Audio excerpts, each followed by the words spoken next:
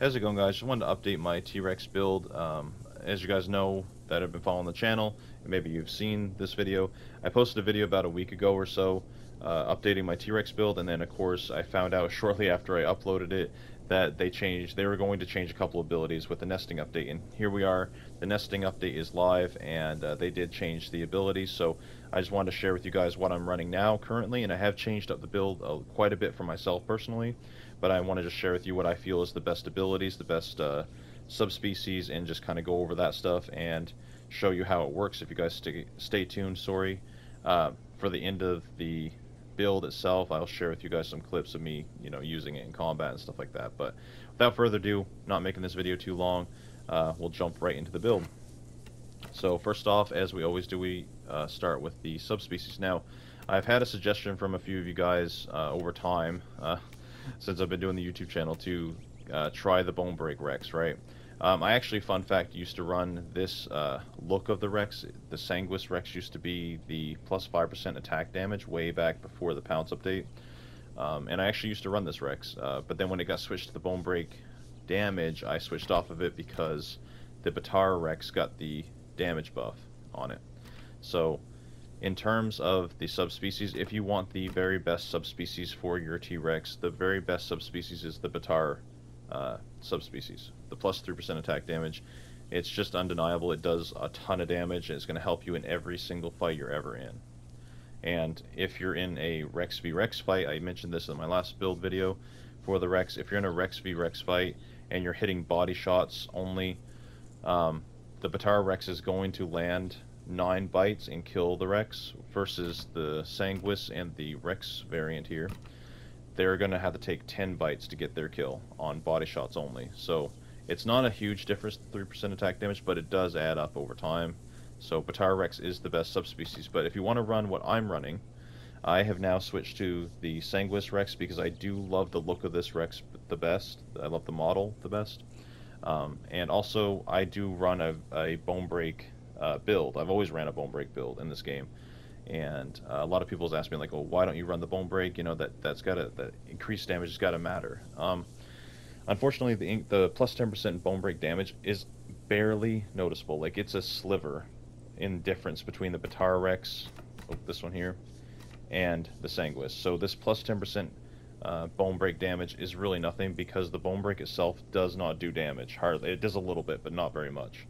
So the plus 10% is not really much at all, but it does, however, give you an extra second on your Bonebreak. So when the Sanguis Rex Bonebreaks something, it Bonebreaks for 10 seconds on the Crush and Bite, and it Bonebreaks for 30 seconds on the Bone Snap, versus the Batara Rex, which Bonebreaks for 9 seconds on the Crush and Bite, and it Bonebreaks for 29 seconds on the Bone Snap. So that's the difference between the two builds, or the two subspecies, sorry.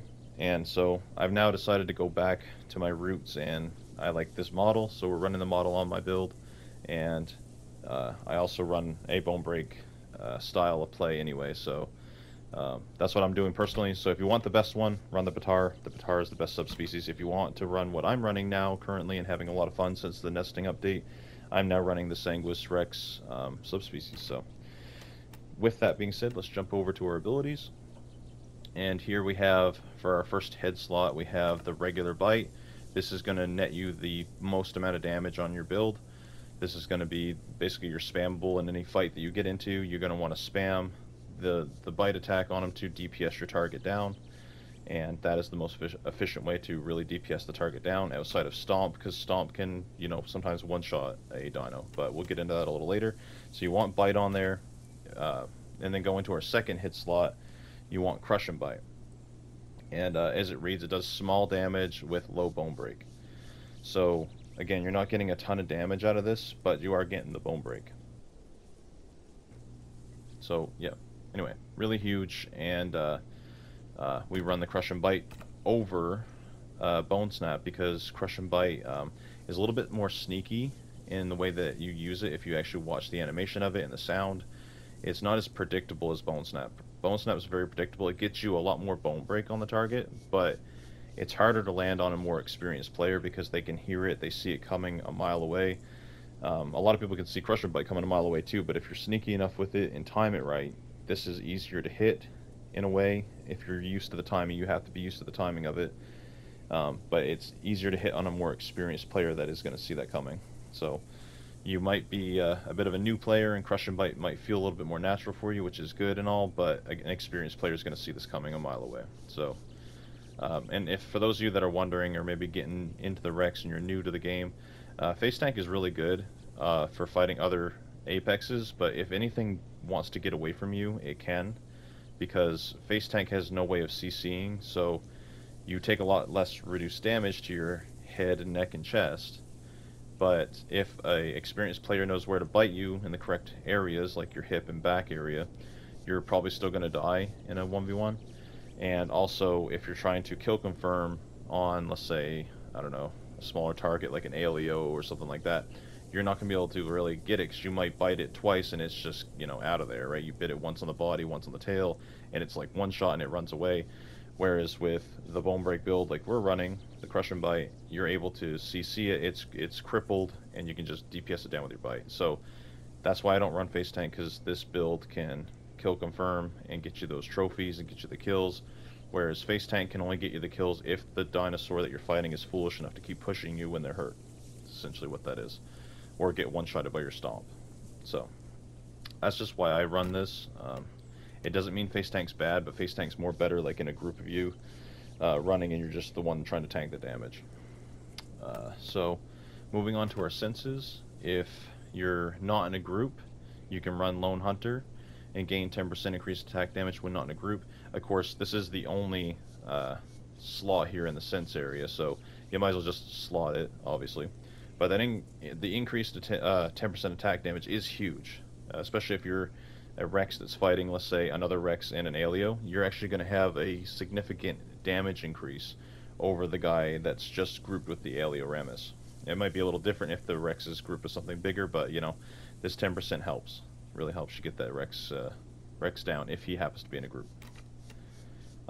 Looking at our metabolism, this actually matters now, because with the nesting update, they've changed how the metabolisms work, and critters and all that, and like the scavenger perks. So we're going to actually dive into this for the first time ever in these build videos. So you have the two picks. You have scavenger, you have hyper carnivore, and I think your Rex comes naturally with hyper carnivore on it.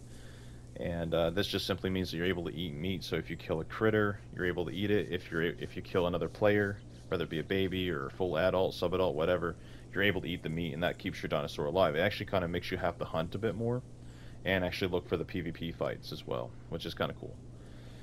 And then for Scavenger, this kind of makes it a little bit better for those of us that have been playing the game for a long time. We kind of know where the carcasses are located in each zone, in each area.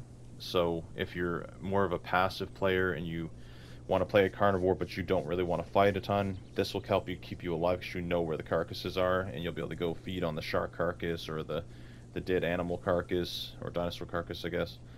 And you can also like feast on bones, and as it reads there, keratin, which is like, you know, shells and stuff. So yeah, so if you want to play a little bit more passive, you can run Scavenger. If you want to play that aggressive PvP style, obviously this build's going to help you get them kills, so you know, you can run this one here, the hyper carnivore. So yeah, just wanted to throw the Scavenger into the mix so you guys know what's going on with that. Also moving on to the hide, we have only 2 slots now because they removed one of our hides away from the game. And so now we have Resilient Scales still, and we have Slick Scales. And right now we're running Slick Scales as we were before, which is just reads as bucking and struggling. While being carried will now drain enemy stamina 30% faster. So if a Kilobator jumps on you, pounces you, or like a Leighton or something like that, you're going to be able to shake them off a little bit faster, because now you're draining the enemy stamina by 30% faster. So getting all their stamina out of there is going to help you line up a stomp on them, or a bone break, or a bite, things like that. So it gets them off you and takes the pressure off you a little bit better. So perfect for anything that pounces you, defensively anyway. Moving on to our legs, we only have 2 leg slots here, and of course we're running Stomp. Strong Legs actually has a little bit of a place now since the nesting update, and it kind of had a little bit of place against like the Armas, the long neck creatures there, but now with like things like the Iggy having knockback on its on its tail attack. You know, this would help you hunt down iguanodons, and the arm is a little bit more, but we still run Stomp on our build just for, you know, that increased high damage. If anything trying to get underneath your feet, you can Stomp on it. If you can, you know, shake people that are pounced on you with the slick scales, drop them down, and if you can time it right, you can Stomp on them when they fall off your side. The Stomp also really works on, I guess, like weaving it. If you, let's say a scenario here, we bone break an Aloe, and as soon as we bone break him, you know, we can't bite again because our bite's on cooldown for a second, and then he turns his back to us. We could probably line up a Stomp before hitting another bite and then going into another bone break on him. So you kind of can weave it a little bit, but be careful doing this with an Apex. Try not to Stomp on another Apex. You don't have the combat weight to really do effective damage against another Apex. You know, so if you're going up against another Rex, an EO, a Spino, a Bars, don't be stomping on them. It's not going to help you. So this is more for the smaller dinos and to keep your back safe, and to kind of protect your back as well if they get in close to your legs. Moving on to the tail attack, as you see, they removed balance tail, so we only have tail attack to pick now. This is really useful for covering your back. If you see somebody coming up from behind, the tail attack does do good damage. So, well, not a ton of damage, but it's better than nothing, right? So try to get that tail attack on the target before they hit you. It just helps kind of cover your back a little bit as well. So we're running tail attack, and of course, nothing's changed for our build. At the voice, we still run Deep Rumble, which decreases the incoming damage by 20% for 30 seconds. This is pretty much crucial on any T-Rex. This is the ability you want to hit before you engage and take a lot of damage. You want to have Deep Rumble up before you receive all that damage. So you can either take down your target that you're trying to kill, or if you're getting jumped by multiple attackers, this is something good to already have up. Tyrant's Roar is really good if you're going to be in a group with another T-Rex, or maybe even a DASP or something like that. You can throw this on there if you want to just try to buff your damage a little bit more. But Deep Rumble is what I would put my money on and what I would run, even if I was in a group. So that's it for the abilities. So yeah, thank you guys so much for sticking around. Sorry for putting out the video just about a week ago or so and then having to redo this because of the changes, but now we have the updated version of the T-Rex build and what I'm running in the Nest update. So I hope you guys have fun with it. I like the changes they've made in the game. I've been having a lot of fun with it, so I really like the changes they've done. So yeah, thank you guys so much for watching. If you guys want to stick around, I'll show you some clips of this build in action, and I'll catch you in the next one. Thank you. Peace.